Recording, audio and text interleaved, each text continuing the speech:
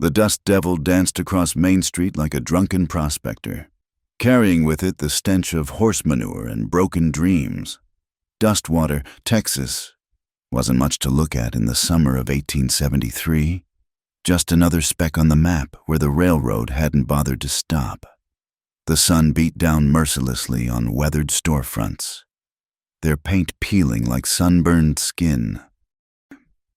Evelyn Crowley pressed her face against the cool glass of her bedroom window, watching that dust devil with envy. Even a whirlwind had more freedom than she did. Tomorrow, she'd be Mrs.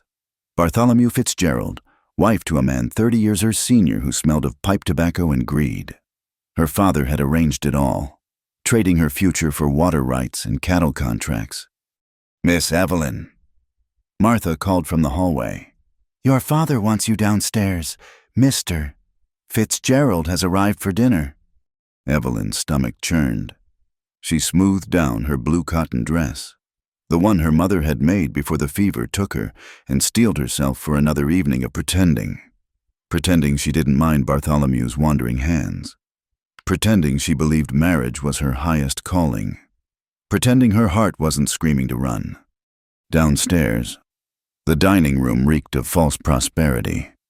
Fine china from back east sat on a table made of local pine, and crystal glasses caught the lamplight like captured stars. Her father, Judge Samuel Crowley, presided over it all with the satisfied air of a man who'd never doubted his own righteousness. "There's my beautiful daughter," he boomed, though his eyes held warning, not warmth. "Come greet your intended properly." Bartholomew Fitzgerald rose from his chair with the practiced grace of a vulture folding its wings. His thin lips stretched into what passed for a smile. "My dear Evelyn, radiant as always. Only one more day until you're mine." The word mine slithered across her skin like a cold snake. She curtsied, keeping her eyes downcast. Mr. Fitzgerald." Now. Her father chuckled, pouring whiskey with a heavy hand. "Soon she'll be calling you husband? Perhaps even tonight she might practice." Evelyn's fingers curled into fists hidden in her skirts. Through the window, she could see storm clouds gathering on the horizon, purple-black against the dying light. If there was a God in heaven, maybe he'd send that storm to wash Dustwater clean off the map. Dinner crawled by in a haze of talk about cattle prices and territory disputes. Bartholomew's knee kept finding hers under the table, each touch making her skin crawl. Her father grew redder and louder with each glass of whiskey, regaling them with stories of his days as a cavalry officer, before he'd traded his uniform for a judge's robes and learned that power came easier from a gavel than a gun.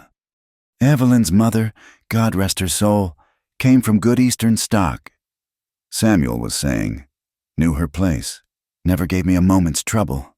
I've raised Evelyn the same way." "I'm sure you have," Bartholomew murmured, his pale eyes fixed on Evelyn like she was horseflesh at auction. Though spirited fillies sometimes need a firm hand to break them properly.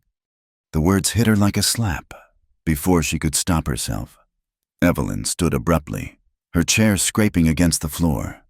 Both men looked up, surprise flickering across their faces. I'm feeling unwell," she managed. "The heat, perhaps, if you'll excuse me." Her father's face darkened. "Sit down, Evelyn. We have guests." "Please, Judge Crowley," Bartholomew interjected smoothly. "Let the girl rest. She'll need her strength for tomorrow. Wedding nights can be demanding." The way he said it made bile rise in her throat. Evelyn fled before either man could say more, taking the stairs two at a time. Behind her, she heard her father apologizing, making excuses about female nerves and the natural fears of innocent young women. In her room, Evelyn pressed her back against the door, breathing hard. Outside, the storm had arrived, fat raindrops beginning to splatter against her window. Lightning illuminated the desert in stark, violent flashes. She couldn't do this. She wouldn't. Moving quickly, quietly, Evelyn pulled out her mother's old carpet bag from under the bed. She packed light 2 dresses, her mother's silver brush, the $40 she'd saved from selling eggs behind her father's back, and the little derringer her mother had taught her to shoot before the sickness took her. A woman needs to protect herself, her mother had whispered, those last weeks when the fever made her honest. Even from the men who claimed to love her. Thunder crashed overhead, covering the sound of Evelyn opening her window. The oak tree outside had been her escape route since childhood, though never for stakes this high. She hiked up her skirts, swung her legs over the sill, and began to climb down. The rain came in earnest now, turning the tree bark slick and treacherous. Halfway down, her boot slipped. She bit back a scream, clinging desperately as lightning revealed the ground still 10 feet below. Her hands burned, splinters digging deep, but she held on. Finally, she dropped the last few feet, landing hard in the mud.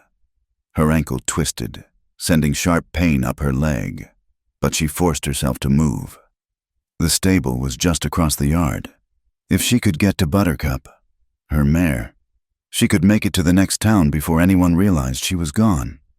But as she limped toward the stable, hoofbeats thundered through the storm. Not from the road, from behind the barn. Evelyn froze as 3 riders emerged from the shadows, their faces hidden by the darkness and rain. "Well, well," one of them drawled. "What have we here, little bird flying the coop?" They weren't her father's men. These were something worse, drifters, by the look of them. The kind who haunted the territories between towns, preying on travelers and isolated homesteads. "Stay back," Evelyn warned, pulling the derringer from her bag. Her hands shook, from cold or fear. She couldn't tell. The lead rider laughed. "That little pop gun ain't gonna do much, sweetheart. Why don't you put it down before someone gets hurt?" They started to circle her, cutting off her escape routes. Evelyn's heart hammered against her ribs. She'd traded one cage for something far deadlier. That's when she heard it, the sound of a rifle being cocked. A 4th rider materialized from the storm, moving his horse between her and the drifters with practiced ease. "Evening, gentlemen," the newcomer said. His voice was deep, controlled, with an edge sharp enough to cut glass. "Seems you're lost. This is Crowley land, and I doubt the judge invited you to his daughter's wedding festivities." Lightning flashed, illuminating the speaker. Evelyn's breath caught. She knew him by reputation, though they'd never met. Colton Hayes, former cavalry officer turned cattle baron, owner of the largest spread in 3 counties. They said he'd lost his wife and daughter to Comanche raiders 5 years back. That grief had turned him hard as desert stone. Even soaked by rain, he cut an imposing figure, broad shoulders, dark hair plastered to his skull, and eyes that promised violence with the calm certainty of a man who'd dealt it before. "Colton Hayes," the lead drifter spat. "This ain't your concern." "Everything in this county is my concern," Colton replied, "especially when it involves 3 armed men surrounding a young woman in a storm. Now, I'll ask nice just once. Ride on." "Or what?" Another drifter had drawn his pistol, though he kept it pointed at the ground. "For now." Colton smiled. It wasn't a pleasant expression. "Or I'll kill you where you sit, and the good judge will thank me for it come morning. Your choice." The tension stretched taut as wet leather. Evelyn held her breath. Derringer still raised though her arms ached. The lead drifter must have seen something in Colton's eyes that convinced him, because he slowly raised his hands. "No need for bloodshed," he said. "We were just passing through. Didn't mean no harm." "Then pass through faster," Colton suggested. The 3 men wheeled their horses and disappeared into the storm, though not without casting dark looks back. Only when the sound of hoofbeats faded did Colton turn his attention to Evelyn. "You can lower that gun now, Miss Crowley, though I admire your grit." Evelyn's arms dropped, suddenly too heavy to hold up. The derringer slipped from numb fingers into the mud. You know who I am?" "Everyone knows Judge Crowley's daughter. though I confess I didn't expect to find her standing in a thunderstorm with a carpetbag and a gun. His eyes, gray as the storm clouds above, took in her sodden appearance. Running away from your wedding, I take it. Heat flooded her cheeks despite the cold rain. That's none of your business, Mr. Hayes. It became my business when I had to run off those coyotes. He dismounted in one fluid motion, approaching her slowly like she was a spooked horse. You're limping. Are you hurt? I'm fine, she lied, taking a step back and nearly falling as her ankle gave out. He caught her arm, steadying her. His hands were calloused but gentle. Sure you are. Where exactly were you planning to go? Miss Crowley. The next town is 30 miles through Apache territory. You wouldn't have made it past dawn. Tears mixed with rain on her cheeks. The truth of it crashed over her. She'd been a fool. No plan, no destination. Just blind panic driving her into the night. I can't go back, she whispered. I can't marry him. I'd rather die. Something shifted in Colton's expression. The hardness cracked, revealing a glimpse of understanding, maybe even compassion. No one's dying tonight. Come on. He led her to his horse, a massive black stallion that stood steady despite the storm. When he lifted her into the saddle like she weighed nothing, Evelyn was too tired and hurt to protest. Where are you taking me? Somewhere safe to dry off and think things through. He swung up behind her, his arms coming around her to take the reins. Then we'll figure out what to do about your situation. My father will come looking. He'll bring the law. Let him come, Colton said grimly. I've got a few words for a man who'd sell his daughter to Bartholomew Fitzgerald. As they rode into the storm, Evelyn let herself lean back against the solid warmth of this stranger who'd appeared like an avenging angel. She should have been terrified. She was riding off with a man she didn't know, a man with a reputation for ruthlessness in business and brutality in war. But somehow, pressed against Colton Hayes with the storm raging around them, Evelyn felt safer than she had in years. Whatever came next, at least she was no longer trapped. She was moving, like that dust devil she'd envied, wild and free even if only for this moment. Behind them, Dustwater disappeared into the darkness. Ahead lay uncertainty, danger, and possibility. Evelyn closed her eyes and let the storm wash her clean. The Double Bar H ranch emerged from the storm like something out of a dream.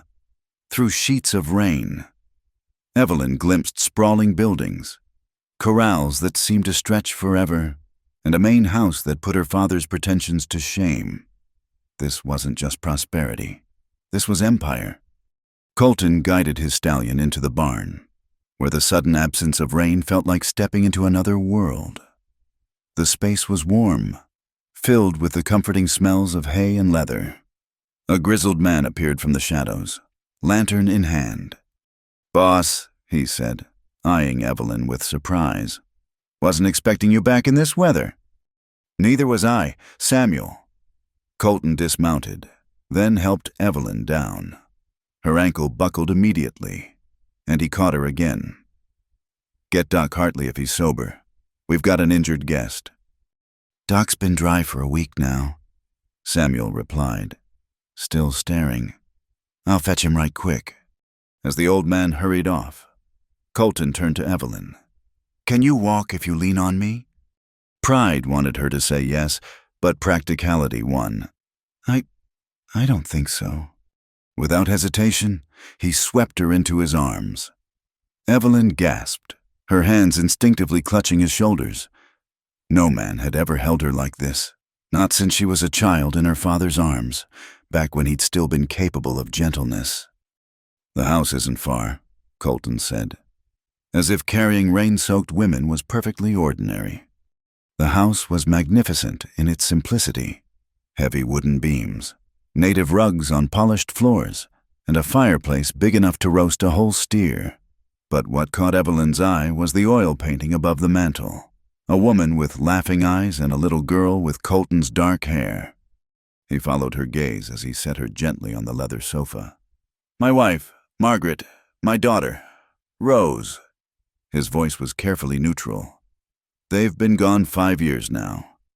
I'm sorry, Evelyn whispered, meaning it. She understood loss, the way it hollowed you out and left echoes. Long time ago, but his eyes said different.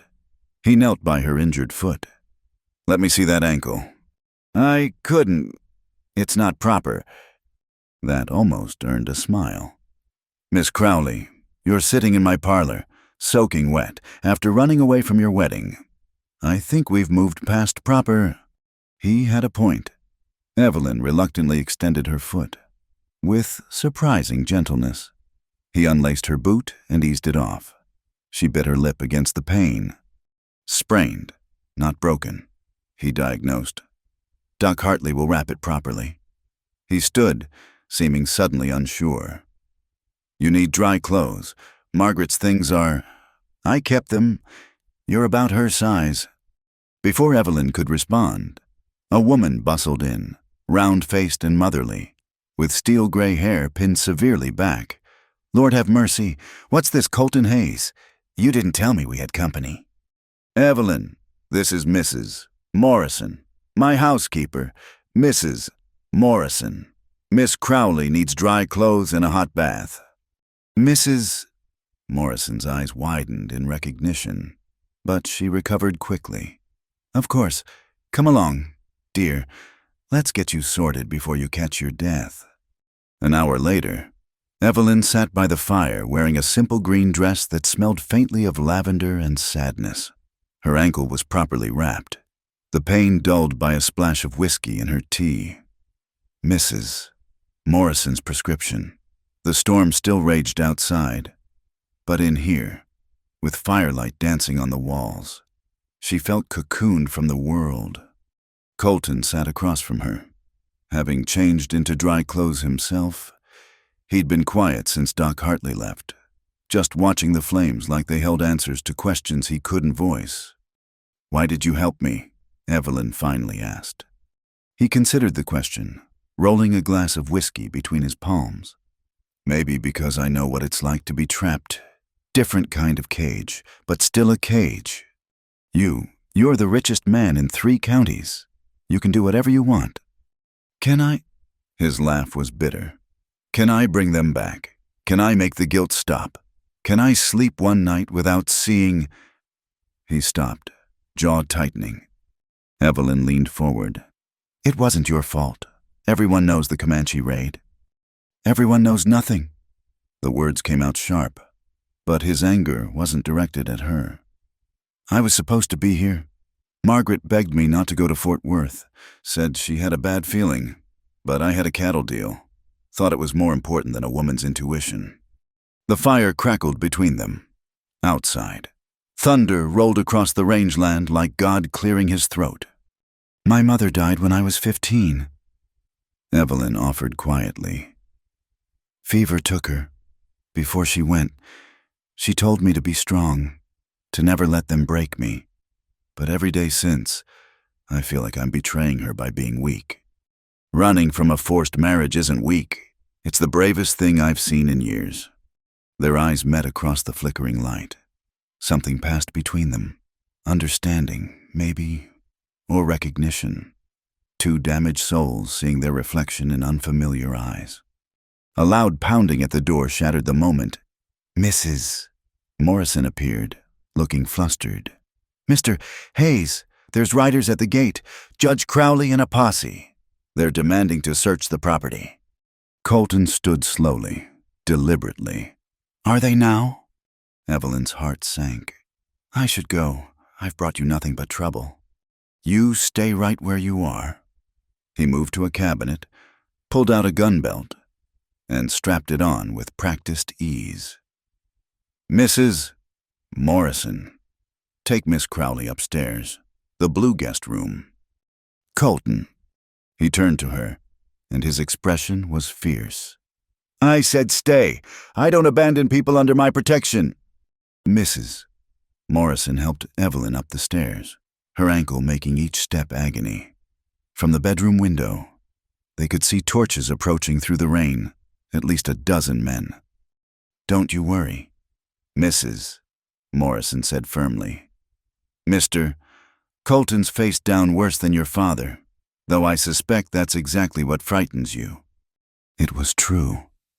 Down below, Colton emerged onto the porch, flanked by several of his ranch hands.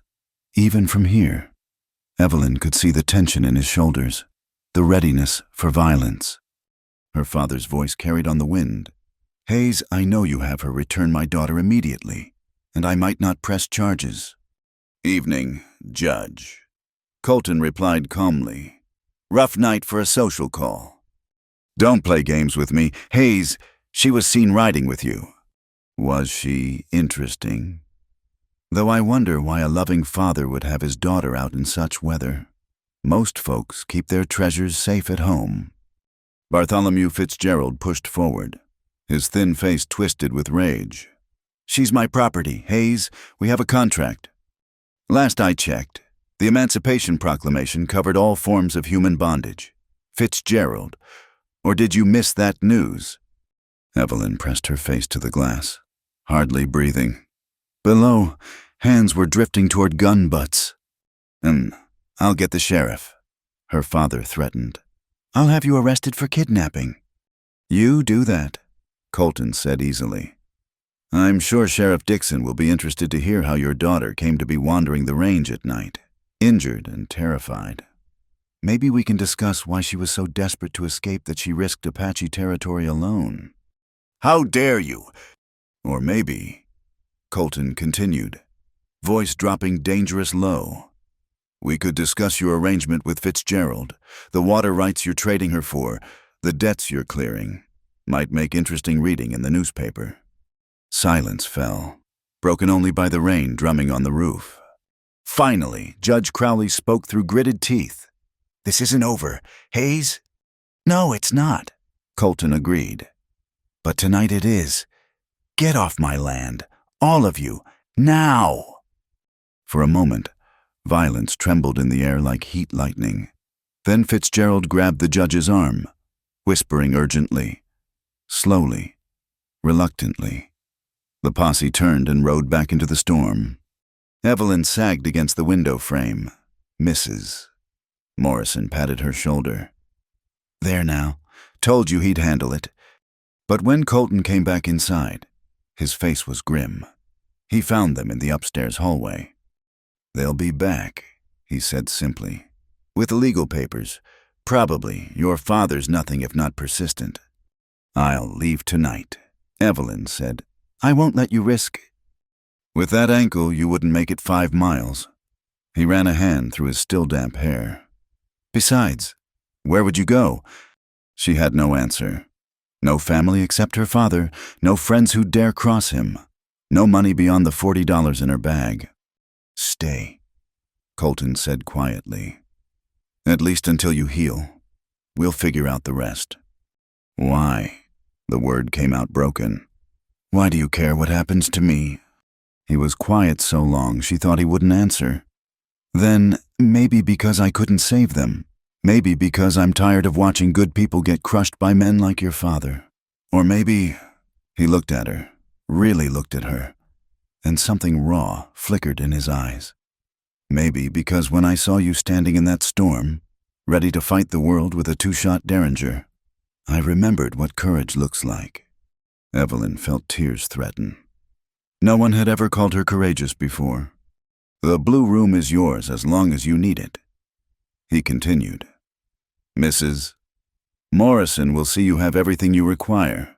And Miss Crowley, you're not a guest here. You're under my protection. That means something on the double bar H. He turned and walked away before she could respond, disappearing into the shadows of the house. From somewhere deep in those shadows came the soft click of a door, and then the steady burn of lamplight from a room she somehow knew he entered every night but never slept in. Mrs. Morrison guided her to the promised blue room, a haven of soft quilts and morning glory wallpaper. As she helped Evelyn into bed, the older woman spoke softly. He's a good man, Mr. Colton, harder than he used to be. Carries more ghosts than any soul should, but good down to his bones. Your being here. It's the first time in 5 years I've seen him act like the man he was before. I don't want to bring him more pain, Evelyn whispered. Child, pain's been his only companion for half a decade. Maybe it's time he remembered there are other feelings in the world. After Mrs. Morrison left, Evelyn lay in the strange bed listening to the storm finally beginning to weaken.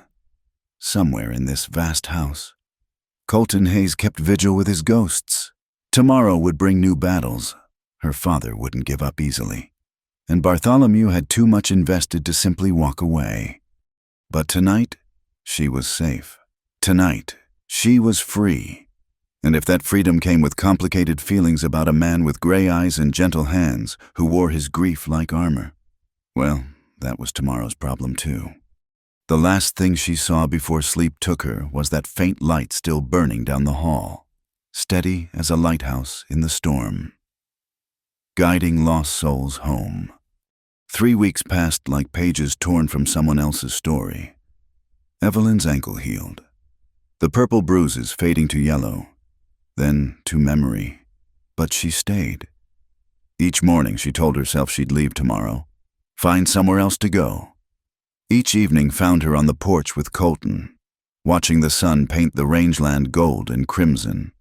They'd fallen into an easy rhythm. He'd be gone before dawn, working the ranch with his men. She'd help Mrs. Morrison with household tasks, though the older woman protested she was a guest. In the evenings, they'd share quiet meals, conversation flowing like water finding its level. You're different than I expected, she told him one evening. They sat on the porch, the air sweet with sage and coming rain. How so? People say you're ruthless, cold, that you destroyed Jim Patterson when he tried to dam the creek. Colton's mouth quirked. Patterson tried to steal water from 6 smaller ranches. I simply reminded him that water rights are legal documents, not suggestions. With lawyers. At first, when that didn't work, my men and I may have relocated his dam, piece by piece, at night. Evelyn laughed, the sound surprising her. When had she last laughed freely? Very ruthless indeed. I protect what's mine, he said simply, then softer. And those who can't protect themselves. The words hung between them, weighted with meaning neither acknowledged. That night, Evelyn couldn't sleep. The house was too quiet, her thoughts too loud. She slipped from her room, intending to find warm milk in the kitchen, but a sound stopped her, music, barely audible, coming from the end of the hall. The door to Colton's study was ajar, lamplight spilling across Persian rugs. She knew she should turn back, respect his privacy. Instead, she found herself drawn forward like a moth to flame. He sat at his desk, but his attention was on a music box in his hands. The melody was sweet, melancholy, a waltz she didn't recognize. His shoulders shook silently. Colton, the name escaped before she could stop it. His head snapped up. For a moment, she saw him without armor, raw, grieving, achingly human. Then the walls started to rise. Don't, she said softly, stepping into the room. Please don't shut me out. He set the music box down with trembling hands. It was Rose's. I gave it to her for her 6th birthday. She'd wind it up every night before bed, dance around her room until Margaret made her stop. Evelyn moved closer, drawn by the pain in his voice. Tell me about them. Why? The word was rough, defensive. Because they deserve to be remembered. Because you need to speak their names. He looked at her for a long moment, then gestured to a chair. She sat, tucking her bare feet under her nightgown. Margaret was light, he began slowly. She laughed at everything, found joy in the smallest things, a wildflower, a bird's song, the way Rose's nose crinkled when she smiled. She made this house a home. How did you meet? She was the schoolteacher in Dustwater. I was just back from the war, trying to build something from nothing. She said I looked like a thundercloud in need of sunshine. His smile was heartbreaking. Took her 2 years to convince me I deserved that sunshine. And Rose?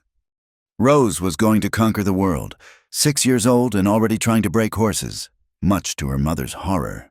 She had Margaret's laugh and my stubbornness. He picked up a photograph from his desk. The day this was taken, she'd decided she wanted to be a cattle baron like Papa. Wore my hat all day, even though it covered her eyes. Evelyn studied the photograph. A little girl drowning in an enormous hat, grinning at the camera. She was beautiful. They both were, and I left them alone to die. Colton. I've replayed that day 1,000 times. If I'd stayed, if I'd taken them with me, if I'd hired more guards. His hands clenched. The Comanche came at dawn. Margaret tried to protect Rose. They said, when my men found them. He stopped, unable to continue.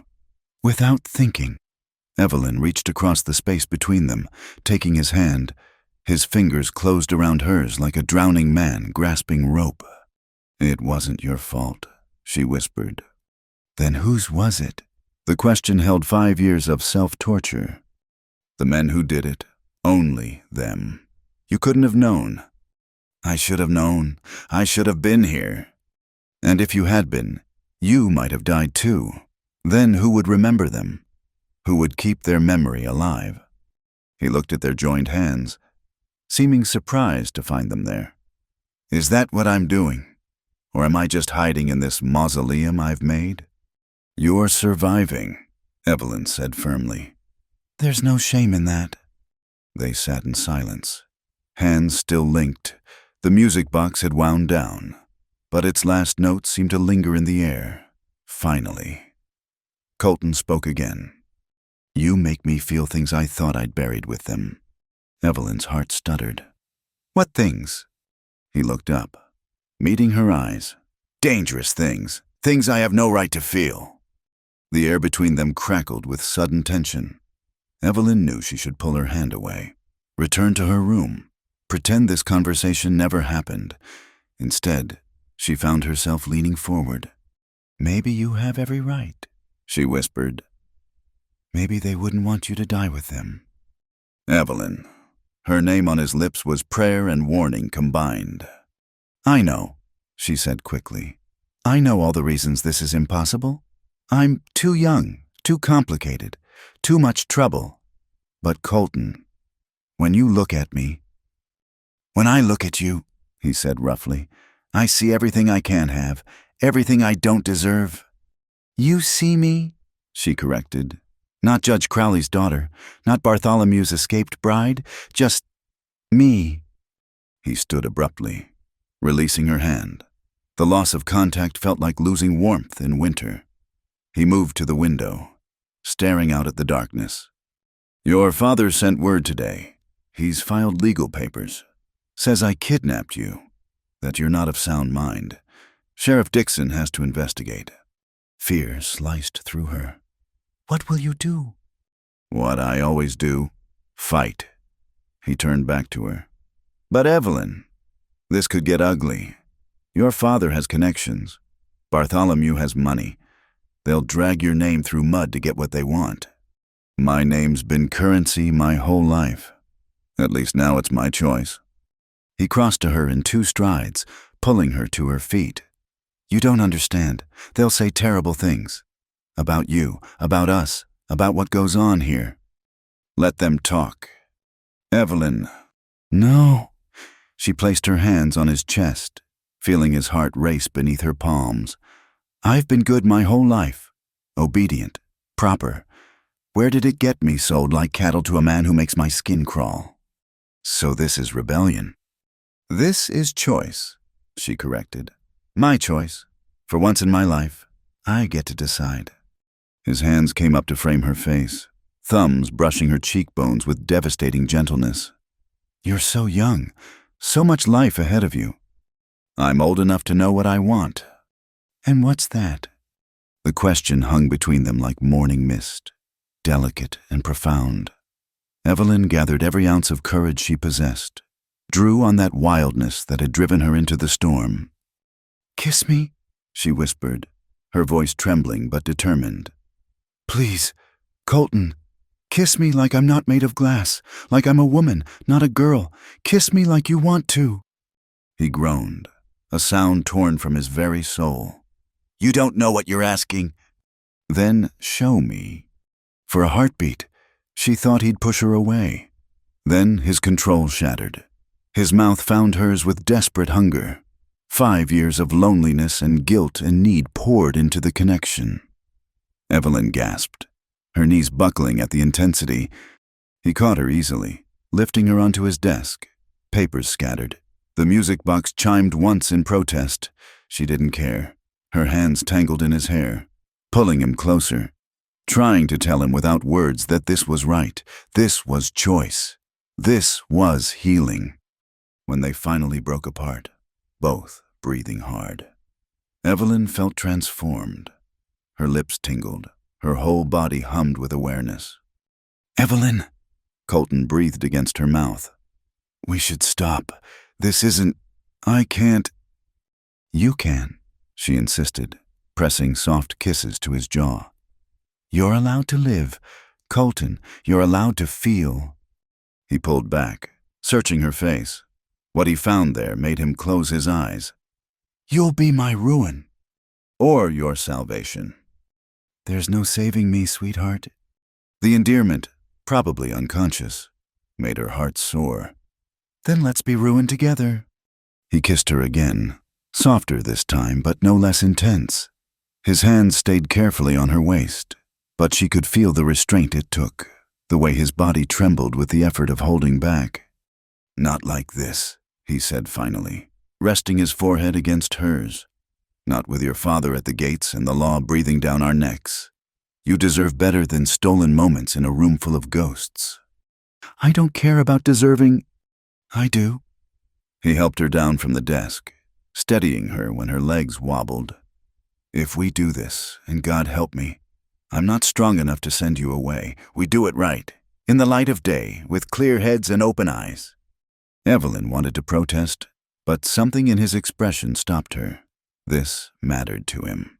This distinction between taking and choosing. "Tomorrow, then," she said, "in the daylight.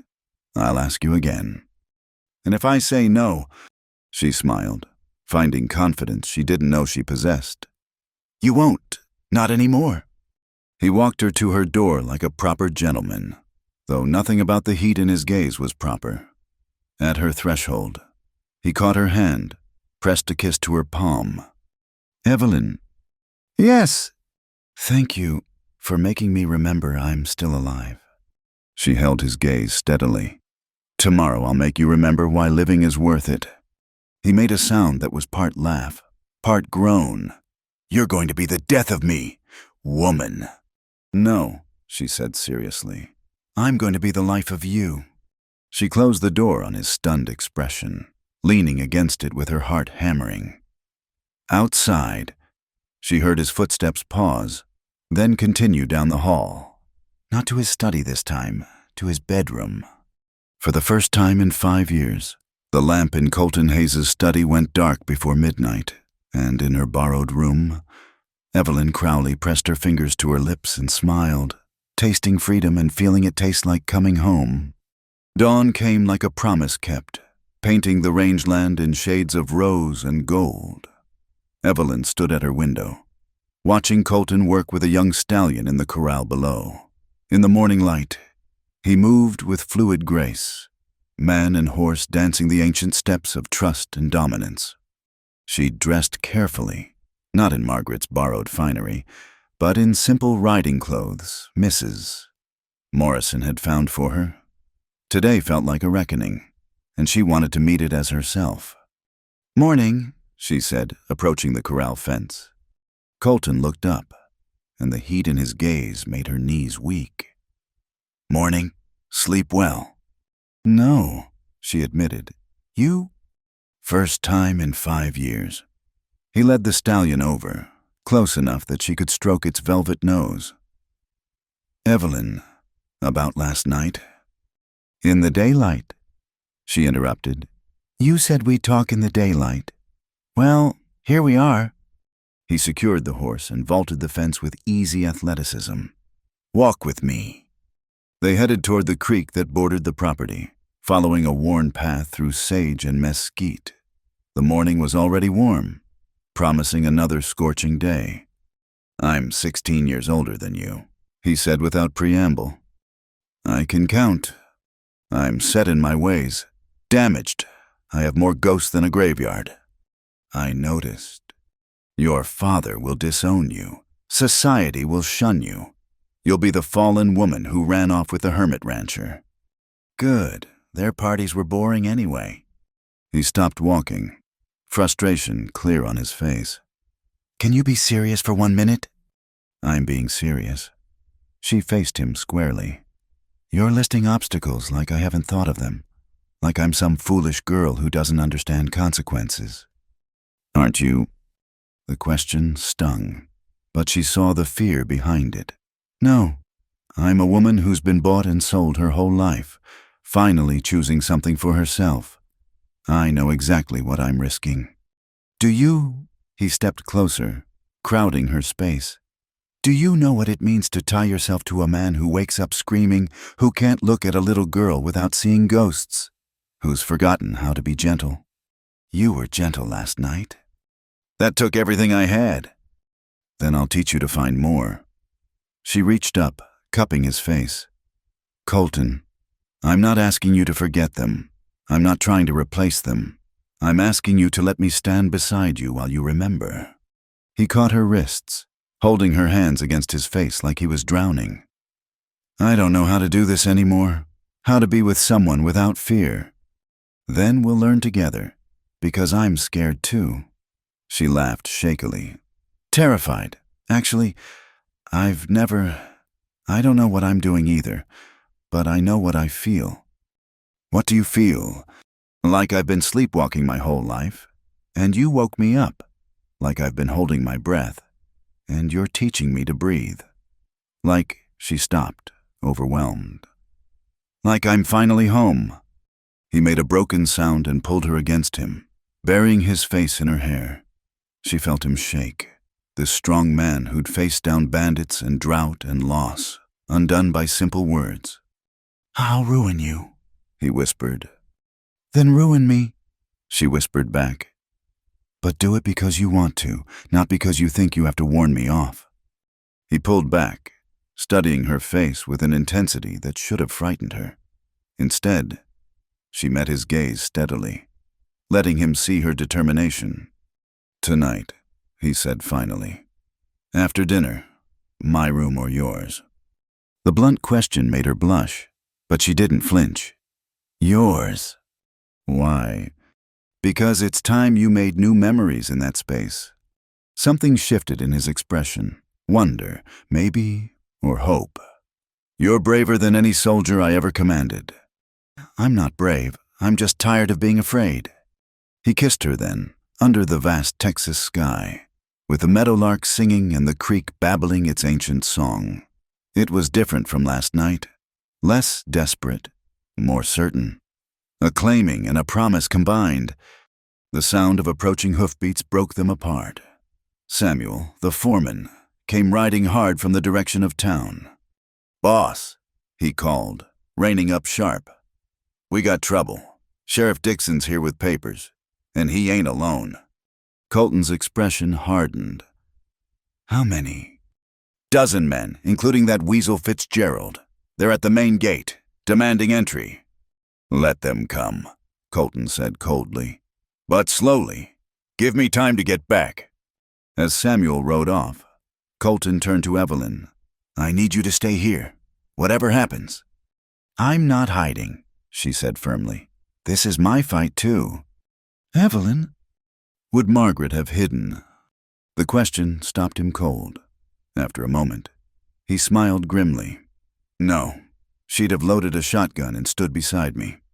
"Then that's what I'll do." They returned to find the house in controlled chaos. Ranch hands had materialized from everywhere. All armed, all waiting. Misses. Morrison met them at the door with a rifle. "Put that away," Colton told her. "We're not shooting lawmen." "What if they ain't acting lawful?" she countered, but set the weapon aside. Sheriff Dixon was a decent man caught in a bad position.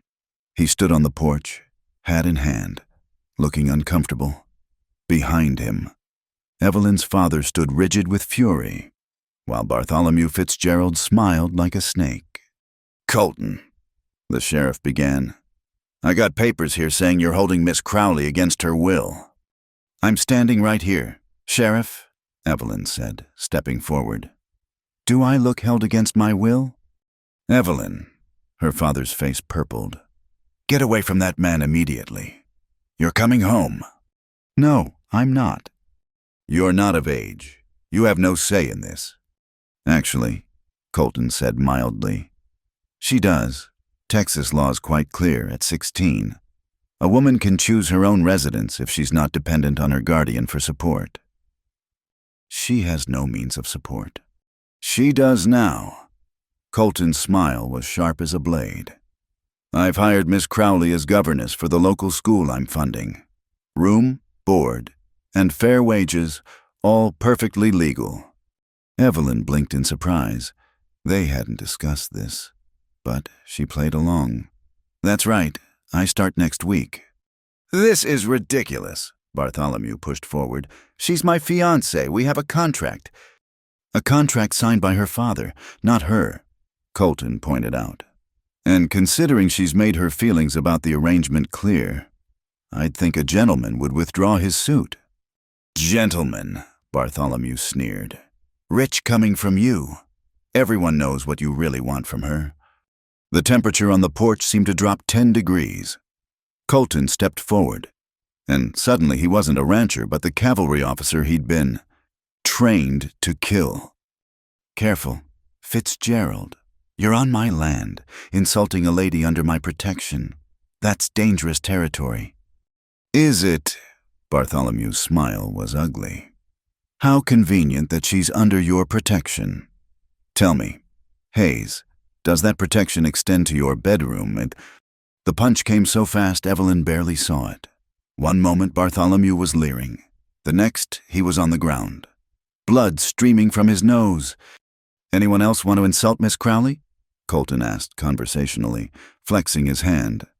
Sheriff Dixon sighed deeply.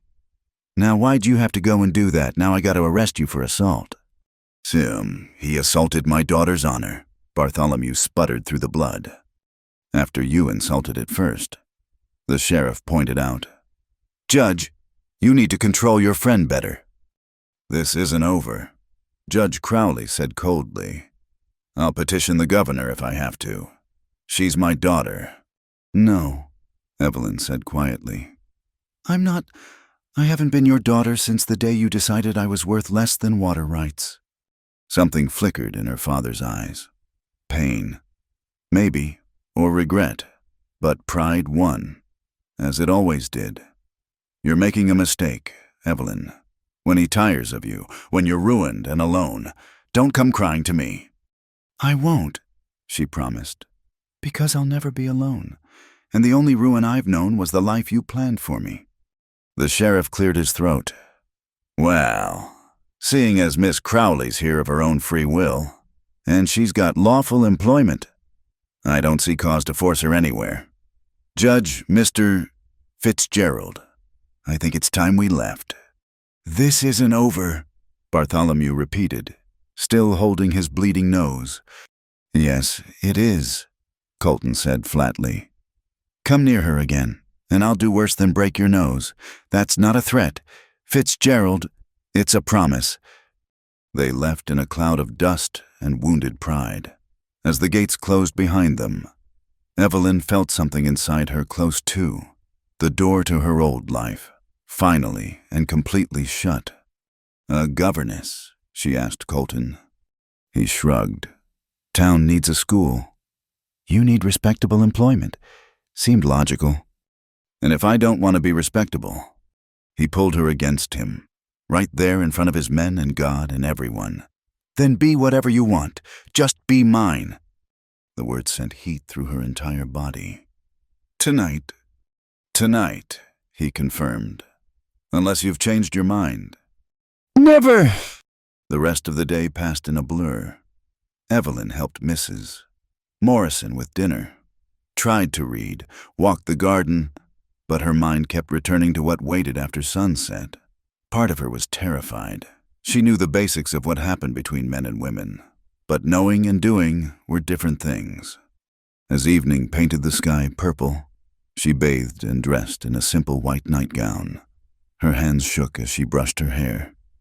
This was her choice, but that didn't make it less momentous. She knocked on his door just as the clock struck 10. "Come in." The room was simpler than she'd expected. Masculine, functional, with little decoration save a painting of the ranch at sunrise. Colton stood by the window, wearing only pants and a loose shirt, looking as nervous as she felt. "We don't have to do this," he said immediately. "You can still change your mind." "Do you want me to?" "No." The admission seemed torn from him. "God help me. No, She moved toward him slowly, giving him time to retreat. He didn't. When she reached him, she placed her hands on his chest, feeling his heart race. "I've never done this before," she admitted. "I know." His hands settled on her waist, warm through the thin fabric. "We'll go slow. If you need to stop, at any point, you tell me. And if I don't want to stop..." His grip tightened, then God help us both. He kissed her gently, carefully, but she could feel the restraint vibrating through him. She pressed closer, trying to tell him without words that she wasn't afraid, that she wanted this, wanted him. "Evelyn," he groaned against her mouth. "You don't know what you do to me." "Show me," she whispered, echoing her words from the night before. "Show me everything." With a sound like surrender, he swept her into his arms and carried her to the bed. What followed was an education in passion, in touch and taste, and the sweet ache of becoming one with another person. He was patient despite his hunger, gentle despite his strength, teaching her the language bodies spoke in darkness. When the storm finally broke over them both, Evelyn understood why they called it the Little Death. She felt reborn, transformed, marked by his touch in ways that went deeper than skin. Afterward, they lay tangled together, her head on his chest, listening to his heartbeat slow. The lamp burned low, casting dancing shadows on the walls. "Are you all right?" he asked, pressing a kiss to her hair. "More than all right." She traced patterns on his chest, marveling at the freedom to touch him.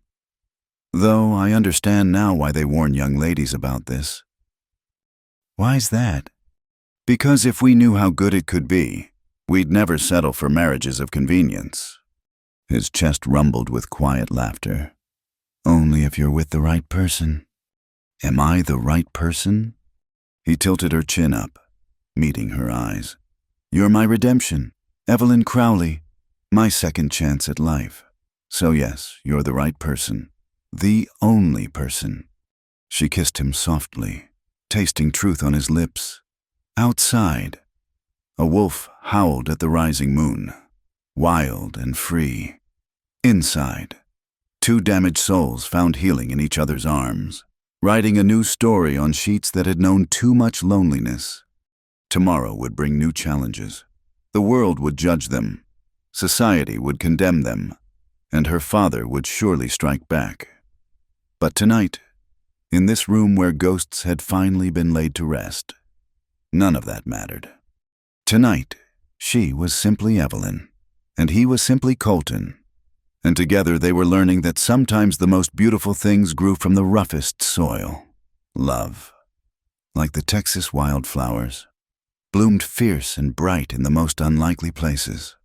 And in the morning, when she woke in his arms with the sun streaming through the windows, Evelyn knew she'd found something worth fighting for, worth sacrificing for, worth living for. She'd found home. The news spread through 3 counties like wildfire in drought season. Judge Crowley's daughter had taken up with Colton Hayes, living in sin on his ranch, thumbing her nose at decent society. The stories grew wilder with each telling. She was his prisoner, his mistress, his victim, His accomplice, the truth, as always, was both simpler and more complicated. 2 weeks after the sheriff's visit, the first consequence arrived with the morning mail. Mrs. Morrison brought the letter to Evelyn at breakfast, her face grim. "From town," she said simply. Evelyn recognized the handwriting. Mrs. Whitman, head of the Dustwater Ladies' Aid Society, her mother's friend, once upon a time. She opened it with steady hands, though her coffee suddenly tasted like ash. "The Ladies' Aid regrets to inform you that your membership has been revoked, effective immediately. Your recent choices have made it impossible for us to continue our association. We pray for your soul and hope you find your way back to righteousness. Do not attempt to attend our meetings or social functions." "Self-righteous harpies," Mrs. Morrison muttered, reading over her shoulder. "Half of them have secrets that would curl your hair." "It's fine," Evelyn said, though the rejection stung. "I knew this would happen." But knowing and experiencing were different things. More letters came, friends distancing themselves, invitations withdrawn, connections severed. The school board sent a terse note saying they'd reconsidered her employment. Even the mercantile in town refused her custom when she tried to buy supplies. "Let me handle it," Colton said when she told him. He'd been coldly furious at each slight, his protective instincts roaring to life. "No." She caught his arm as he headed for his gun belt. "Violence won't solve this." "It might make me feel better. But not me. They're scared. Colton. Scared of my father. Scared of being associated with scandal. I can't blame them for protecting themselves." He pulled her close, pressing his lips to her forehead. "You're too forgiving. And you're too ready to fight the world. Only the parts that hurt you." She'd never had a champion before. It was intoxicating and terrifying in equal measure. But the social shunning was just the beginning. 3 days later, Samuel rode in hard from the eastern pastures. "Boss, we got problems. Fence lines have been cut. 30 head of cattle are missing." Colton's expression went dark. "Which sections?" "The ones bordering Fitzgerald's land." It was a declaration of war, Western style. Cut fences meant scattered cattle, meant loss of profit and control. It was an old tactic, effective and hard to prove. Double the night patrols. Colton ordered, "And string wire with bells. I want to know if a rabbit crosses our borders." But the harassment escalated. Water holes were poisoned, forcing them to drive cattle miles for clean water. Prime grazing land was burned. The fires set just close enough to Fitzgerald's property to make accusations difficult. Ranch hands were threatened in town, offered bribes to leave Colton's employ. "They're trying to bleed us dry." Samuel reported after another fence was cut. Fitzgerald's hired guns, doing Crowley's dirty work. Evelyn felt sick with guilt. "This is my fault. If I left—" "Don't!" Colton's voice was sharp. "Don't even think it. But your ranch is stone and wood and cattle, all replaceable." He cupped her face in his hands. "You're not." That night, she found him in his study, poring over ledgers by lamplight. The losses were mounting. Dead cattle, destroyed property, hands who'd quit rather than face continued harassment. "How bad is it?" she asked. He didn't lie to her. "Bad enough, but I've weathered worse." "Not because of me." He looked up then, and the fierce love in his eyes took her breath away. "I'd burn the whole ranch to the ground before I'd let them take you." "I don't say that." "It's the truth." He pulled her onto his lap, holding her like she might disappear. "I lost everything once. Evelyn, the ranch survived. But I didn't, not really. You brought me back to life. You think I care about money compared to that?" She kissed him, pouring all her love and fear and determination into the connection. When they broke apart, she made a decision. "Teach me to shoot, not just the Derringer, real guns, if they're coming for us. I want to be ready."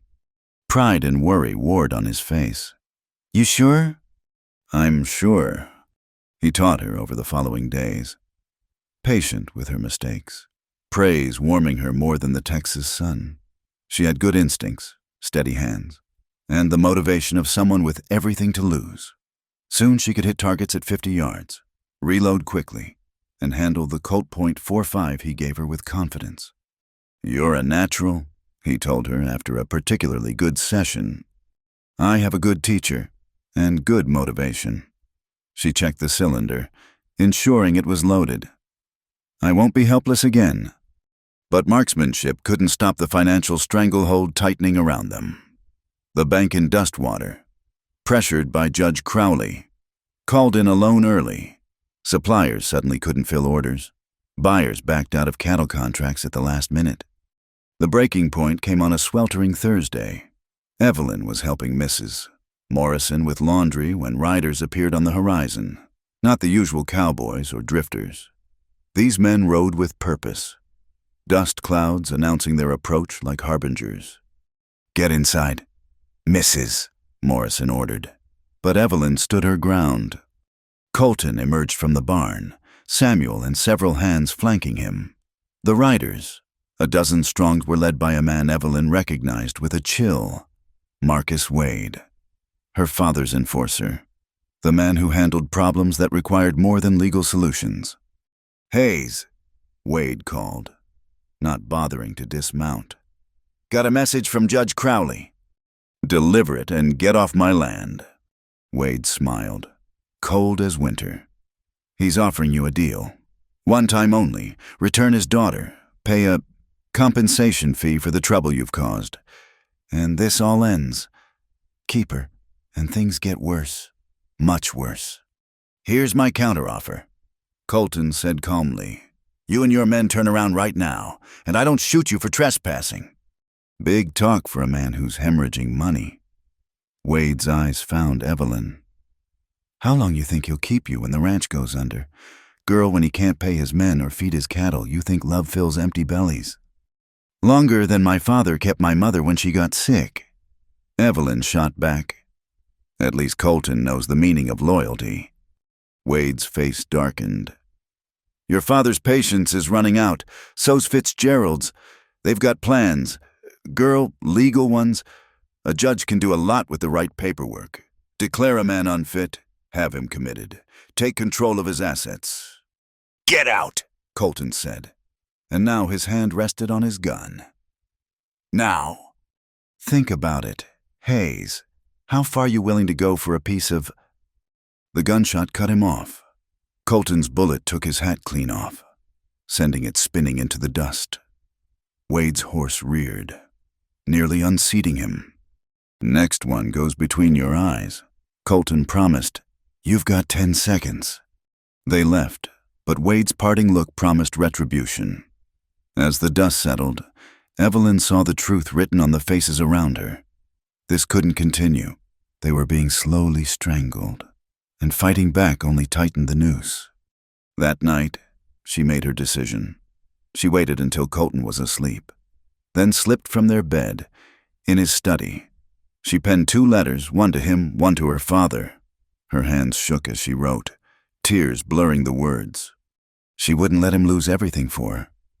Love meant sacrifice, and sometimes the greatest sacrifice was walking away. But as she sealed the letters, strong arms wrapped around her from behind. "Going somewhere?" Colton's voice was carefully neutral. "How did you know?" "You think I can't tell when you're planning something. You get this look, like a poker player with a bad hand trying to bluff." She turned in his arms, seeing hurt beneath the calm. "I can't let you lose everything. And I can't let you sacrifice yourself. We've had this discussion." "It's getting worse. Wade wasn't bluffing about the legal threats. My father has connections." "So do I." He guided her to the sofa, keeping her close like he was afraid she'd bolt. "Samuel sent telegrams yesterday. To Austin, to Dallas, to some old army friends. I didn't survive this long by fighting alone." "What are you planning?" "To beat them at their own game. But I need you here, with me. I need to know you won't run the moment things get hard." "Things are already hard." They'll get harder. But Evelyn, I've lost everything before, survived it, even when I didn't want to. The only thing I couldn't survive now is losing you. Not to death, but to fear. Don't let them win that way." She searched his face, seeing the truth there. He'd rather face ruin with her than prosperity without her. The knowledge was humbling and terrifying. "I'm scared," she admitted. "Good. Fear keeps you sharp, but don't let it make you stupid." He kissed her forehead. "Now, burn those letters and come back to bed. Tomorrow we start fighting back properly."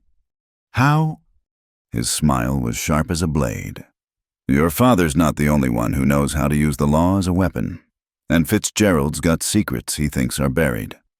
Time to do some digging." She burned the letters, watching her escape plan turn to ash. As they returned to bed, she made a different kind of vow. No more running. No more letting fear drive her choices. "I love you," she whispered in the darkness. "I love you too," he replied. "Enough to fight the whole world if necessary." Let's hope it doesn't come to that. But as she drifted to sleep in his arms, Evelyn suspected it might. The storm was building, and when it broke, they'd either weather it together or be torn apart by the winds. Either way, she was done being the victim in someone else's story. Tomorrow, they'd start writing their own ending in blood and law and fierce determination. Her father wanted war. He was about to learn what happened when you cornered wounded wolves. They didn't cower. They bit back. The attack came at dawn, swift and brutal as a rattlesnake strike. Evelyn woke to gunfire and shouting. Colton already reaching for his rifle before his feet hit the floor. "Stay here," he ordered. But she was already pulling on clothes and checking her Colt. "Not a chance." They emerged to find the ranch under siege. Riders circled the property, firing at windows, trying to drive everyone into the open. The barn was ablaze, horses screaming in terror as ranch hands fought to free them. "That's Clayton Raddick," Samuel shouted over the chaos, pointing to a rider directing the attack.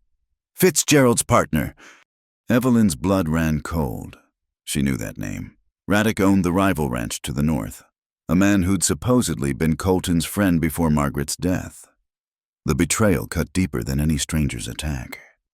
"Positions," Colton barked, his military training taking over. "Samuel, take the east side. Morrison, get the women to the root cellar." "I'm not hiding," Evelyn stated firmly. "Neither am I, Mrs.," Morrison added, chambering around in her Winchester. "This is my home, too." Colton didn't have time to argue. Raddick's men were pressing closer, using the barn fire as cover. Smoke billowed across the yard, turning the morning sun into a bloody eye. "Hayes," Raddick's voice carried over the gunfire. "Send out the girl, and we'll let the rest of you live." Go to hell," Colton roared back. "Already been your wife and daughter sent their regards." The cruel words hit their mark.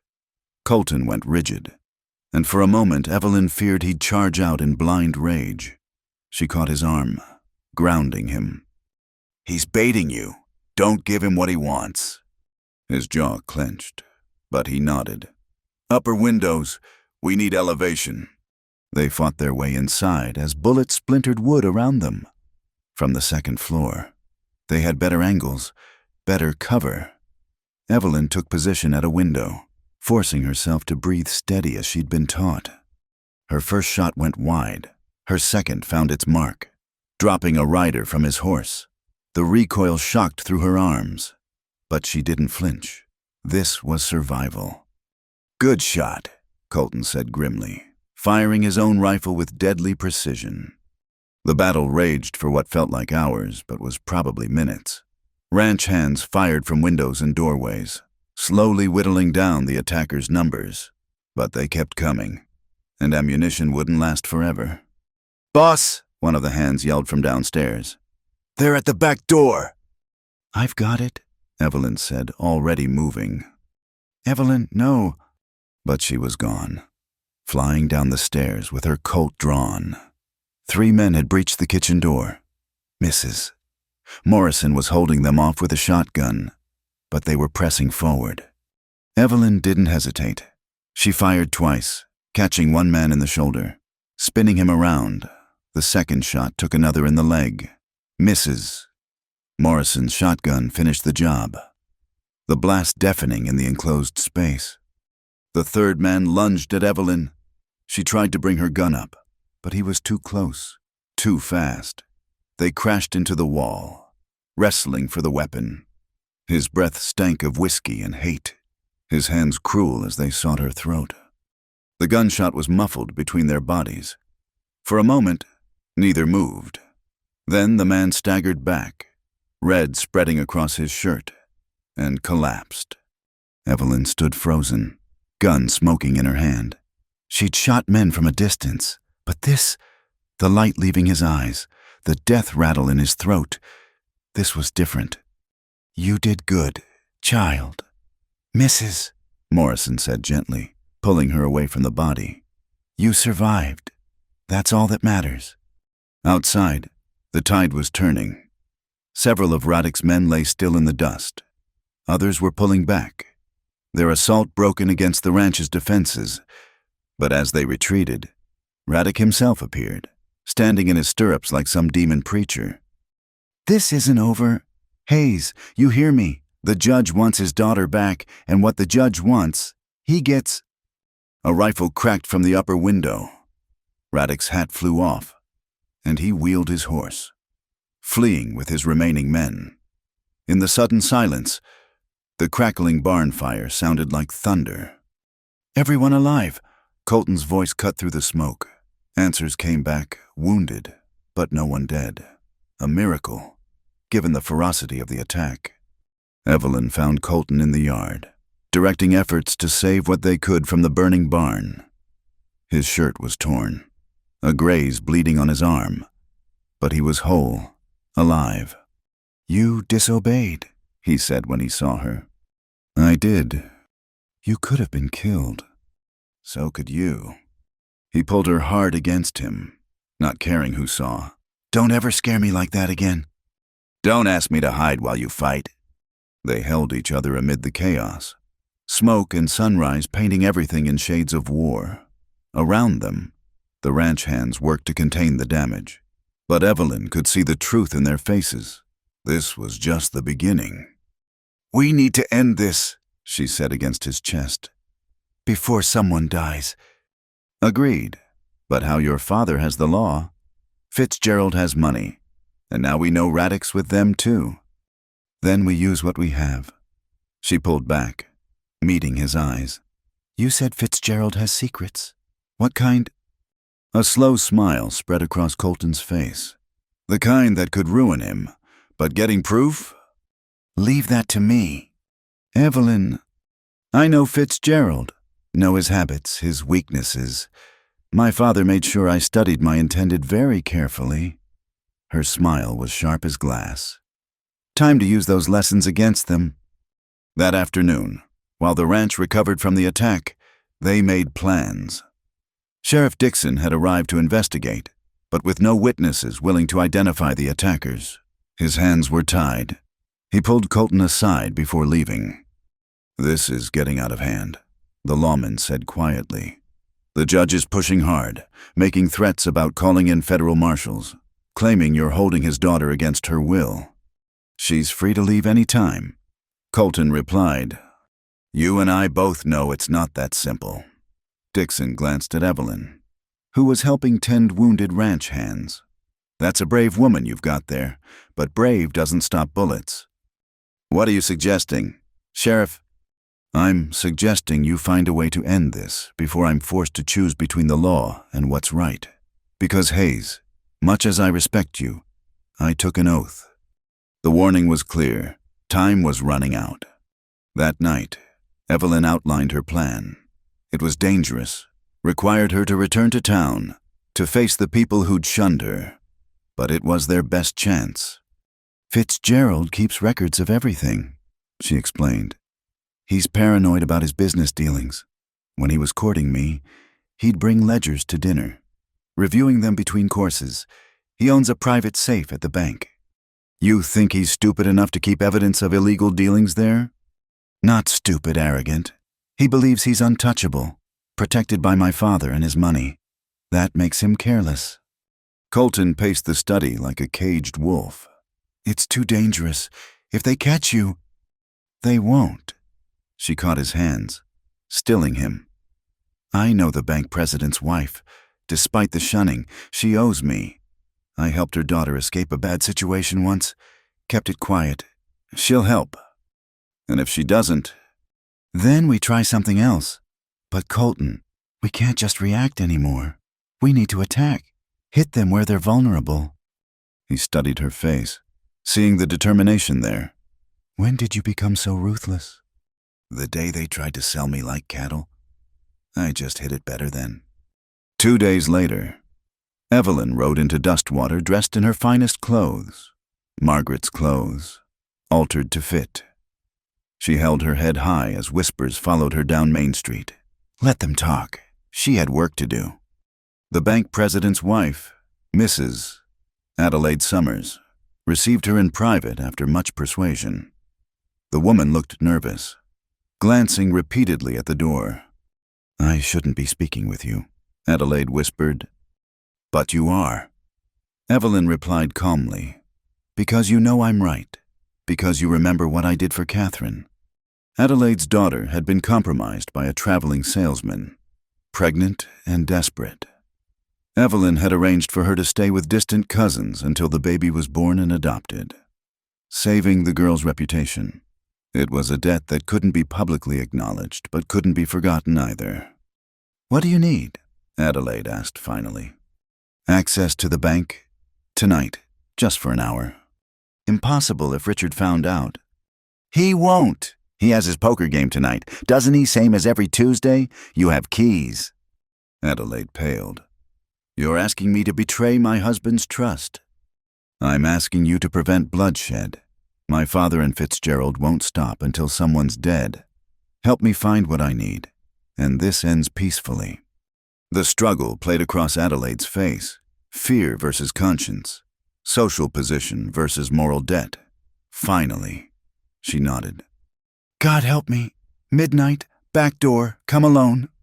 That night, Evelyn slipped through empty streets like a ghost. The bank loomed dark and imposing, but Adelaide was waiting, keys trembling in her hands. 1 hour, she whispered, not a minute more. Inside, Evelyn worked quickly. Fitzgerald's safe was exactly where she'd expected, his arrogance making him predictable. The combination took precious minutes to crack. Birthday dates, lucky numbers, the vein patterns of a small man with big ambitions. When it finally opened, she knew she'd struck gold. Ledgers detailing illegal land grabs, correspondence about poisoned waterholes, hired guns, murdered homesteaders who wouldn't sell, and most damning records of bribes paid to judges, including her father, for favorable rulings. Oh, Papa, she whispered, seeing her father's signature on receipts. What have you become? She copied what she could, knowing she couldn't take originals without alerting Fitzgerald. Names, dates, amounts, enough to build a case, enough to burn them all. A sound outside made her freeze. Footsteps on the boardwalk, coming closer. Adelaide appeared in the doorway, face white with terror. Someone's coming. Richard's game ended early. Evelyn shoved papers back into the safe, spinning the lock. They fled through the back door as keys rattled in the front. In the alley, Adelaide grabbed her arms. We were never here. You never saw me. Understand? I understand. And Adelaide, thank you. You've saved lives tonight. They parted in silence, Adelaide hurrying home while Evelyn melted into shadows. She'd gotten what they needed, but now came the dangerous part, getting back to the ranch with the evidence intact. She'd left her horse hidden outside town, but as she approached, she sensed movement in the darkness. Too late, she realized her mistake. Evening, Miss Crowley. Clayton Raddick stepped from behind a building, gun drawn. 2 men flanked him, cutting off escape routes. Fancy meeting you here. he continued, almost like someone knew you'd be in town tonight. Your father sends his regards. By the way. Betrayed. Adelaide must have sent word, choosing social standing over conscience after all. Or perhaps her father had spies everywhere, waiting for her to make exactly this move. Nothing to say. Radek moved closer. That's fine. You'll have plenty to say when we get you back to your daddy. Though you might not be in the same condition you left in. Evelyn's hand inched toward her Colt, but Radek noticed. Hands where I can see them. Girl, you caused me considerable trouble the other morning. Time to return the favor. But as he reached for her, hoofbeats thundered through the night. Colton burst around the corner on his black stallion. Samuel and 3 ranch hands behind him. Gunfire erupted, muzzle flashes lighting the darkness like deadly fireflies. Evelyn dove behind a water trough as bullets whined overhead. She drew her Colt, adding her fire to the fight. Radek's men scattered, caught off guard by the rescue. Evelyn here. Colton wheeled his horse close, pulling her up behind him as gunfire continued. She wrapped her arms around him, pressing the precious evidence between their bodies. How did you know? You think I'd let you come alone? We've been shadowing you all night. They raced from town, Radek's curses following them into the darkness. But they'd won this round, escaped with the evidence that could end everything. Back at the ranch, Evelyn spread the copied documents on Colton's desk. His face darkened as he read, understanding the magnitude of what she'd found. This is enough to destroy them all, your father included. I know. The words tasted like ash, but she forced them out. He made his choices. Now he faces the consequences. Colton pulled her close, pressing his lips to her temple. I'm sorry. I know it hurts. What hurts is that I'm not surprised. He's been choosing money over family for years. I just refuse to see it. What do we do with this? We make copies, send them to Austin, to newspaper editors, to federal marshals. We make it impossible to ignore or cover up. She met his eyes. We end this once and for all. He nodded slowly. They'll come at us hard once they realize what we have. Tonight was just the beginning. Then we'd better be ready. Outside, dawn was breaking over the ranch, painting the sky in shades of fire and gold. Somewhere in that dawn, their enemies were planning their next move, unaware that the game had fundamentally changed. Evelyn had gone hunting in the darkness and returned with weapons more powerful than guns. Truth, evidence, and the courage to use them. The final battle was coming, but for the first time since she'd fled into that storm, she believed they might actually win. Justice, like the Texas sun, could be brutal in its clarity, and when it finally shone on the shadows her father and Fitzgerald had created, their empire of corruption would burn like grass in a drought. She just prayed they'd all survive to see it. The federal marshals arrived on a Tuesday, their badges gleaming in the morning sun like promises of justice. Evelyn watched from the porch as they rode up. 5 men who carried themselves with the quiet authority of those who answered to higher powers than local politics. Marshal Thomas Brennan. The lead rider introduced himself, dismounting with practiced ease. We received some interesting documents from Austin. I believe you're expecting us. Colton stepped forward, shaking the man's hand. We are. Thank you for coming. Don't thank me yet, Brennan warned. What you've alleged, corruption, murder, intimidation, these are serious charges. We'll need more than copies of documents. We have witnesses, Evelyn said, joining them. Ranch hands who've been threatened, families who've been driven off their land, people too scared to speak up until now. Brennan studied her with sharp eyes. You're Judge Crowley's daughter. I am. That'll make this complicated.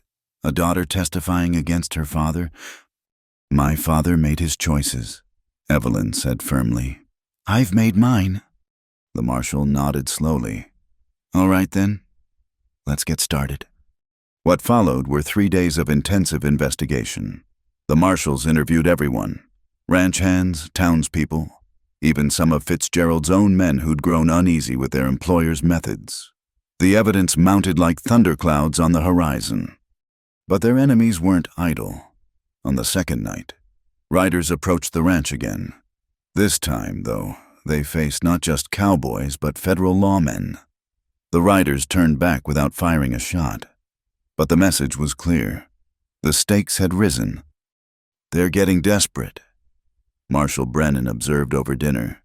"Desperate men do dangerous things." His words proved prophetic. The next morning, Mrs. Morrison discovered a note nailed to the gate. "Last chance. Send Evelyn home. Call off the marshals, or everyone burns. You have until sunset. J.C." "J.C. Judge Crowley," Colton said grimly. "He's lost his mind.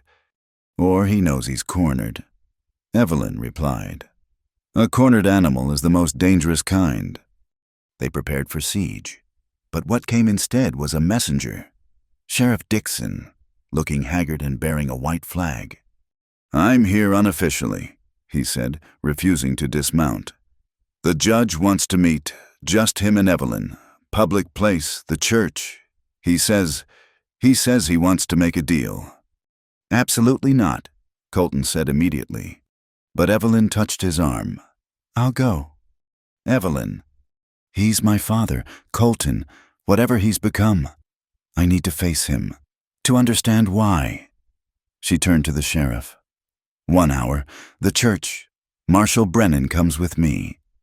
Dixon nodded and rode off. Colton pulled Evelyn aside, his face tight with worry.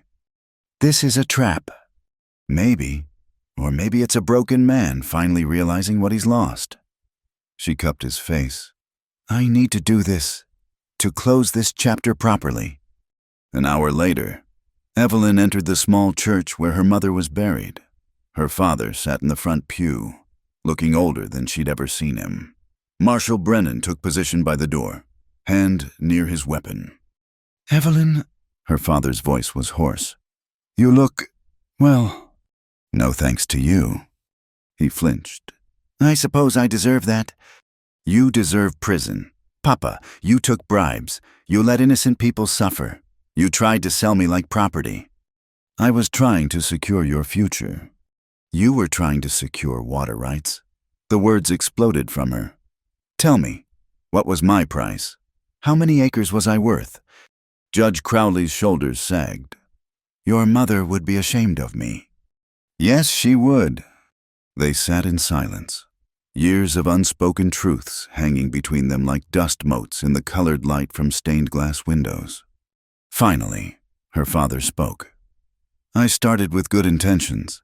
After your mother died, I told myself everything was for you, to give you the life she wanted for you. But somewhere along the way..." He laughed bitterly. "Power is like whiskey. Evelyn, a little helps you forget the pain. Too much makes you a monster.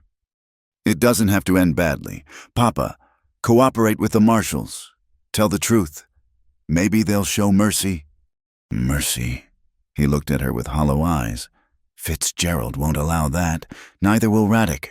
They have too much to lose." He reached into his coat, and Brennan tensed. But he pulled out only an envelope. "Take this. It's everything. Names, dates, crimes I helped cover up. My confession." Evelyn took it with trembling hands. "Papa."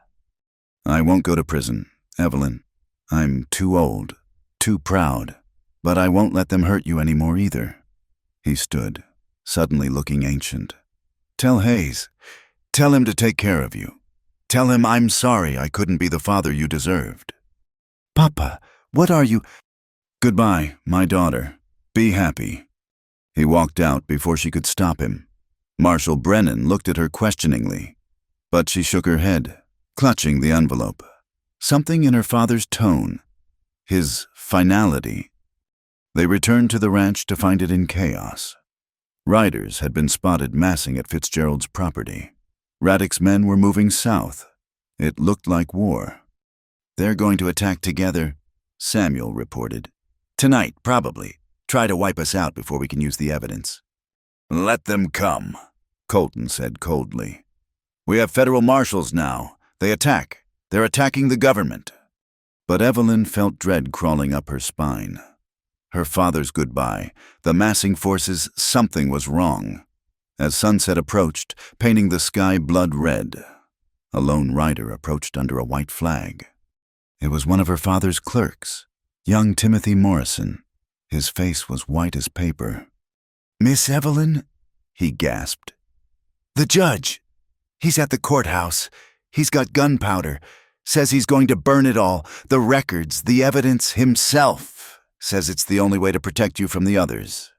"No." The word tore from her throat. "No, he can't." "He's barricaded inside. Won't let anyone close. Said to tell you he's sorry, that this is his penance." Evelyn was already running for her horse. Colton caught her arm. "You can't save him if he doesn't want to be saved." "I have to try." She pulled free. "He's my father. Whatever he's done, he's my father."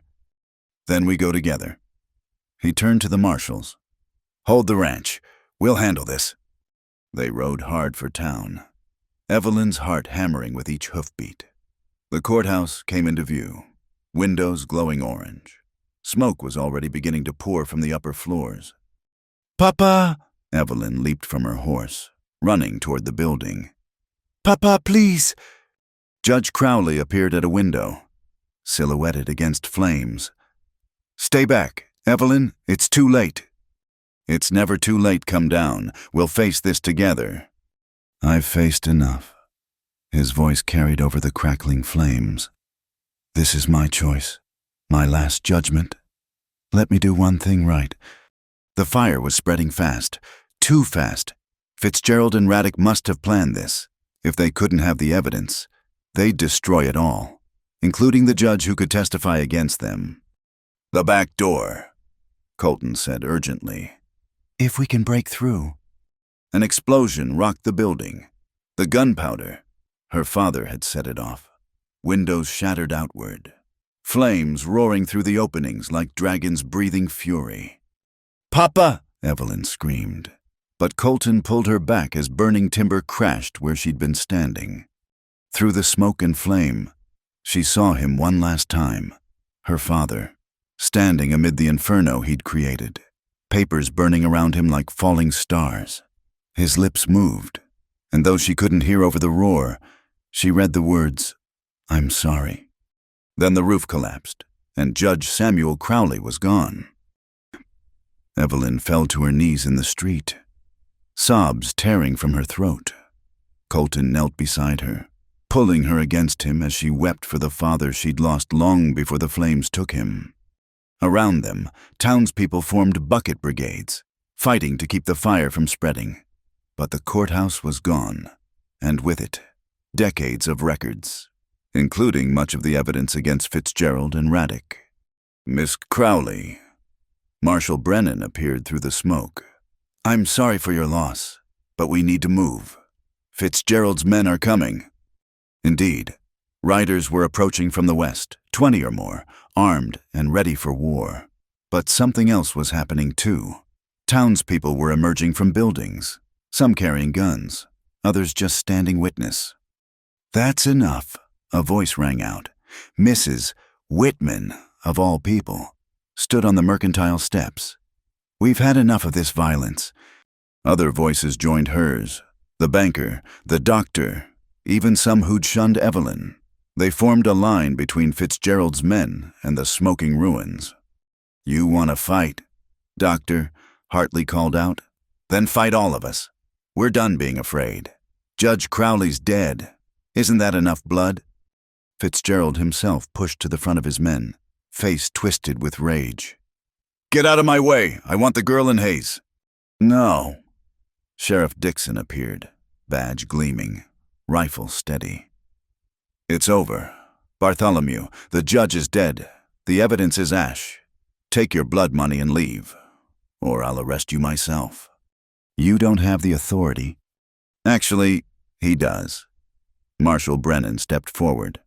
"And if he doesn't, I do. Mr. Fitzgerald, Mr. Raddick, you're under arrest for conspiracy, intimidation, and murder." "You can't prove anything," Raddick snarled. "The records are gone." "Not all of them." Evelyn stood, her father's envelope still clutched in her hand. My father's confession, names, dates, everything. His last gift to justice. The standoff stretched taut as wire.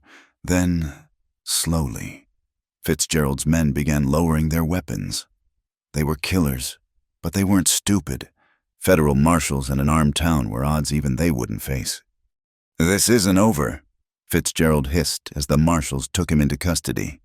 "You think you've won? You're just a girl who—" Colton's fist cut off whatever insult he'd planned. Fitzgerald crumpled, and no one moved to help him up. As the marshals led the conspirators away, Evelyn stood watching the courthouse burn. The townspeople who'd shunned her now offered condolences, but she barely heard them. Her father was gone, taking his demons with him into the flames. "He tried to do right at the end," Colton said softly. "Too little, too late." But even as she said it, Evelyn felt the anger draining away. Her father had been weak, corrupted by power and greed, but in his final moment, he'd chosen her over himself. It didn't erase his sins, but maybe it balanced the scales a little. The fire burned through the night, reducing the courthouse to smoldering rubble. With it went the old order, the corruption, the fear, the stranglehold men like Fitzgerald had held over the county. By dawn, it was over. The marshals had their prisoners. The town had its freedom, and Evelyn had closure. Bitter as ash, but final. She stood with Colton as the sun rose over the ruins, painting the smoke-filled sky in shades of hope. "What now?" she asked. "Now we rebuild the town, the ranch, our lives." He pulled her close. "Your father was wrong about many things, but he was right about one. I will take care of you, forever, if you'll let me." "Forever's a long time, Mr. Hayes." "Not nearly long enough, Miss Crowley." As they walked back through the town, Evelyn noticed something had changed. People nodded to them. Some even smiled. The fire had burned away more than corruption. It had burned away fear, leaving room for something new to grow. Her father was gone, but his final act had been one of twisted love. Fitzgerald and Raddick would face justice. The ranch would recover. And she had Colton, solid and sure beside her. It wasn't the ending she'd have written, but it was ending enough. Sometimes justice came from judges and lawmen. Sometimes it came from the choices of desperate men seeking redemption in flames. And sometimes it came from a young woman brave enough to stand up and say, "No more," even when it cost her everything she'd known. The West was still wild, still dangerous. But as Evelyn walked through the ashes of her old life toward whatever came next, she knew one thing for certain. She was finally, truly free. 5 years passed like seasons changing on the prairie. The Double Bar H Ranch had transformed from a fortress of grief into something that resembled hope, where the burned barn once stood. A new one rose, painted red as sunset. The house echoed with different sounds now, laughter instead of silence, life instead of mere survival. Evelyn stood on the porch, watching the sun paint the rangeland gold. Her hand rested on her swollen belly, feeling the flutter of new life within. Their second child, their first, a son named Samuel after her father, played in the yard under Mrs. Morrison's watchful eye. "Mama, look." 3-year-old Samuel held up a horned toad he'd caught, his father's dark hair wild with adventure. "Can I keep him?" "Ask your father when he gets back," she said, smiling at his enthusiasm. Colton was in town with Marshal Brennan, who'd become a friend over the years. They were meeting with families who'd lost their homes during the dark days of Fitzgerald's reign. The ranch had prospered, and they were using that prosperity to help rebuild what corruption had destroyed. It hadn't been an easy journey. The first year after the fire, after the arrests, had been the hardest. Evelyn mourned her father in complicated ways, grieving the man he'd been, the father he could have been, while grappling with the monster he'd become. Some nights she woke crying, Colton holding her through the storms of sorrow. But time, as it does, had softened the sharp edges of grief. The town slowly accepted them back, especially after Evelyn opened the school she'd once been promised as cover for her escape. Using her inheritance, ironically, her father had left her everything. She'd built a proper schoolhouse and library, bringing education to children who'd never had the chance before. "You've got visitors." "Mrs." Morrison called from inside. Evelyn turned to see a wagon approaching, loaded with what looked like all of someone's worldly possessions. As it drew closer, she recognized the passengers, the Twisted Creek, a widow named Sarah Chen and her 2 children, victims of another land grabbed 2 counties over. "Mrs. Hayes?" Sarah's voice was tentative, hopeful. "We heard, that is, folks say you help people like us, people who've lost their homes to powerful men." "Come inside," Evelyn said warmly. "You're safe here." This had become their mission, turning the Double Bar H into a sanctuary for the dispossessed, where Colton had once hidden from the world. They now opened their doors to it. The ranch had grown to accommodate this new purpose, with small houses dotting the property where families could stay while getting back on their feet. Sarah's story was depressingly familiar, a wealthy rancher wanting her late husband's water rights, intimidation when she wouldn't sell, finally burned out when she stood firm. But here, she'd find more than shelter. She'd find a community of survivors, people who understood loss and the long road to healing. As Evelyn settled the family in, she heard hoofbeats. Colton rode in with Brennan and another man she didn't recognize, elderly, weathered, with the look of someone who'd traveled far. "Evelyn." Colton dismounted, his face serious but not alarmed. "This is Josiah Fletcher. He's a lawyer from Austin. Hear about Fitzgerald." Her blood chilled. "What about him? He's in prison." "He's dead," Josiah said bluntly. "Killed 2 weeks ago by another inmate. But before he died, he wrote this." He produced a sealed letter. His last will and testament. He left everything to you. Evelyn recoiled. "I don't want anything from that man." "Please, read it first." Josiah urged, "There's more to this than money." With shaking hands, Evelyn opened the letter. Fitzgerald's spidery handwriting sprawled across expensive paper. "Miss Crowley, I suppose you're Mrs. Hayes now. I write this knowing I'll die soon. Prison doesn't suit men like me. Before I meet my judgment, I have debts to pay. I killed Margaret and Rose Hayes. Not with my own hands, but I paid the Comanche raiders to attack isolated ranches, yours included. I wanted Colton's land, his water. I thought with his family gone, he'd sell or drink himself to death. I was wrong. I'm leaving you everything not to buy forgiveness. That's not for sale. But because it belongs to those I wronged.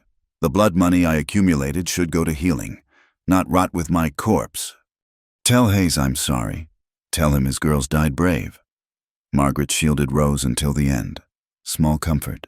But all I have to offer? May you both find peace. I know I won't. Bartholomew Fitzgerald. The letter fell from Evelyn's numb fingers. All these years, Colton had blamed himself, the random cruelty of frontier life, but it hadn't been random at all. "Colton." She looked up to find her husband's face carved from stone, his eyes terrible in their emptiness. "Excuse me," he said quietly, and walked into the house. Evelyn started after him, but Brennan caught her arm. "Give him a moment. This is a lot to process." She found him in his old study, standing at the window where he'd kept vigil all those lonely years. The lamp that once burned all night had been retired, but the ghosts were suddenly fresh again. "All this time," he said without turning. "All this time, I blamed myself for being away, but it wouldn't have mattered. He'd have found another day, another way. "This doesn't change anything," Evelyn said carefully. "Doesn't it?" He laughed bitterly. 5 years of guilt for nothing. They died for water rights and greed, not bad timing or bad luck. They died because evil men did evil things. That's not your fault. He turned then, and she saw the war in his eyes, old grief battling new rage, the desire for vengeance against a dead man. "I used to dream about what I'd do if I found the men responsible," he said quietly. "The violence I'd visit on them. But he's already dead. There's no one left to punish." "There's something better than punishment," Evelyn said, moving to him. "There's purpose. Take his blood money and turn it into something beautiful. Build Margaret and Rose a legacy of life, not death." He pulled her against him, burying his face in her hair. She felt him shake, not with sobs, but with the effort of letting go, of choosing light over darkness one more time. "What did I do to deserve you?" he whispered. "You survived. You stayed good when the world gave you every reason not to. You gave me a home when I had nowhere else to go." She pulled back, meeting his eyes. "You loved me when I thought I was unlovable." "You saved me," he corrected. "Every day, you save me again." They stood there as the sun set, holding each other in the complicated truth Fitzgerald's confession had delivered. Outside, they could hear Samuel playing, his laughter bright as birdsong, new life grown from ashes of the old. "What do we do with the money?" Colton asked finally. "What we've been doing, but bigger. A real sanctuary, not just for people burned out of their homes, but for anyone broken by powerful men. Orphans, widows, indigenous families. Freed slaves heading west, Margaret's home, a place where everyone's welcome." "She'd have liked that," Colton said softly. "Both of them would have." Over the following months, they put the plan into motion. Fitzgerald's fortune, built on blood and betrayal, was transformed into hope. They bought more land, built proper houses, hired teachers and doctors. The Double Bar H became a small town unto itself, a beacon for the lost and dispossessed. The school expanded into a proper academy. The small medical clinic grew to serve 3 counties. Most importantly, they created a legal aid office, staffed with lawyers who helped poor families fight land grabs and corrupt officials. "You're building a kingdom," Marshall Brennan observed one day, watching children of all colors playing together in the schoolyard. "We're building a community," Evelyn corrected, her hand on her belly where their daughter grew. "A place where might doesn't make right, where everyone gets a second chance." "Your father would be proud," Brennan said carefully. They rarely spoke of Judge Crowley. "I hope so," she replied. "I choose to believe he would be." The birth came with the spring flowers. A daughter, healthy and loud, with her mother's spirit already evident in her fierce grip. They named her Grace, for the undeserved gift of second chances, for the blessing of love after loss. As Evelyn recovered, she watched from the window as Colton walked the property with both children, Samuel on his shoulders, baby Grace in his arms. He stopped at the small cemetery where Margaret and Rose rested, speaking quietly to the stones. Whatever he said. When he turned back toward the house, his face was peaceful. That evening, as they sat on the porch watching another spectacular sunset, Evelyn felt the deep satisfaction of a life well lived. The ranch sprawled before them, alive with purpose. Children played in the distance. Families who'd arrived broken were leaving whole. "No regrets?" Colton asked, following her gaze. "None," she said firmly. "Every choice, every pain, every loss, they all led here, led to this. Even that first night running into the storm. Especially that night." She laced her fingers through his. "I thought I was running away from something. Turns out I was running toward everything that mattered." Little Samuel climbed into her lap, dusty and happy from his adventures. "Mama, tell the story again. About the storm and Papa saving you." "Which version?" she asked, smiling. The story had grown in the telling, becoming family legend. "The real one," he said seriously. So she told it again. The girl who chose freedom over safety. The man who chose love over isolation. The storms they weathered together. As she spoke, more children gathered, drawn by the promise of a story. Soon the porch was full of eager faces, hanging on every word. This was her favorite time of day, when the work was done and the stories began, when the past became teaching rather than torment, when the children who'd found sanctuary here learned that courage wasn't the absence of fear, but choosing love despite it. "And they lived happily ever after," Samuel prompted when she reached the end, though he knew the answer.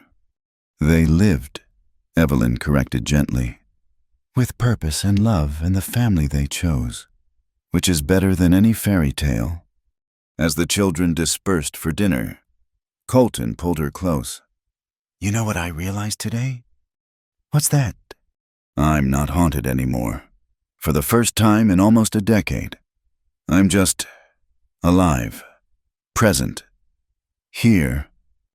"Good," she said, kissing him softly, "because here is exactly where I need you." The stars came out one by one, diamonds scattered across velvet. Somewhere in the distance, a wolf howled, not threatening now, but a wild reminder that beauty could emerge from dangerous places, that love could bloom in the harshest soil. The Double Bar H Ranch stood as testament to that truth, where violence had claimed lives. Compassion now saved them. Where greed had ruled, generosity flourished. Where two broken people had found each other in a storm, a whole community now thrived. "I choose you," Colton whispered, echoing words from long ago. "Today, tomorrow, forever." "Forever," Evelyn agreed, and meant it. In the warm Texas night, surrounded by the life they'd built from ashes and determination, they held each other and knew that sometimes the greatest adventures weren't about running away. Sometimes they were about having the courage to stay, to build, to love, and to transform darkness into light. The Wild West had tried to break them. Instead, they'd helped tame it, not with guns or laws, but with the radical act of choosing hope over fear, love over hate, community over isolation. And in that choice, they'd found something better than survival. They'd found home. Thank you so much for listening to this Wild West love story. I hope it touched your heart as much as it touched mine while sharing it with you. I'd love to hear where you're listening from. Please leave a comment below and let me know what you thought of Evelyn and Colton's journey. If you enjoyed this story, please subscribe to Wild West Night. Hit that like button. And don't forget to click the hype button to help more people discover these tales of love, courage, and redemption in the American frontier. Your support means everything, and it helps me continue bringing these stories to life. Until next time, partners.